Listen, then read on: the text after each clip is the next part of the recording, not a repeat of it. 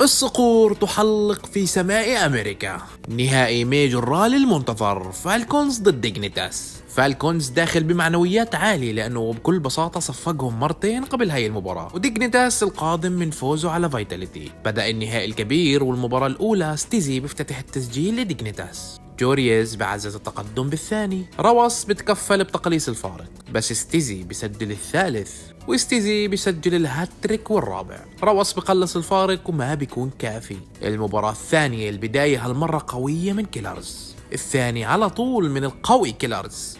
تي ار كي بيعزز التقدم بالثالث، وستيزي بسجل الأول والأخير. المباراة الثالثة وبعد دقيقتين كيلرز والأول للصقور، وقبل النهاية ب30 ثانية جورييز بسجل التعادل وبنقلنا للأوفر تايم، وبعد رفع ضغط طويل كيلرز بسجل هدف الحسم.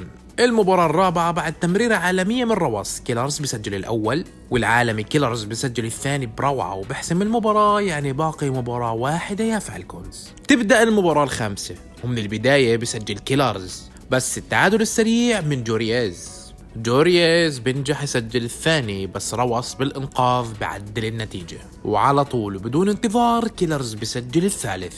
بس النشبة جورييز بيرجع بسجل وبنقلنا للأوفر تايم، وفي الأوفر تايم كالعادة كيلرز التاريخي بسجل الهدف الحاسم، وبيعلنها رسميا فالكونز بطل ميجور رالي للعبة روكيت ليج. وبعد انتظار طويل والتعب أطول، وأخذ كيلرز أفضل لاعب في البطولة.